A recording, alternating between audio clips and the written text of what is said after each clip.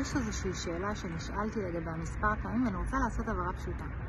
מדוע נכון לשים כספים בקרנות פנסיה ולא בשוק ההון? אז חברים, הכספים שנמצאים בתוך קרן פנסיה, כ-70% מתוכם מושקעים בשוק ההון. 30% מתוכם מקבלים תשואה מובטחת של המדינה, משמע אג"ח מיועד. לכן השאלה, מדוע נכון לשים את הכספים בקרן פנסיה ולא בשוק ההון, הכספים בקרן פנסיה בשוק ההון. גם שם יש מספר מסלולים שאנחנו יכולים לבחור מהסולידי ביותר לספקולטיבי ביותר, מסלול פסיבי עוקב מדד, לעומת מסלול אקטיבי מנוהל על ידי מנהל השקעות.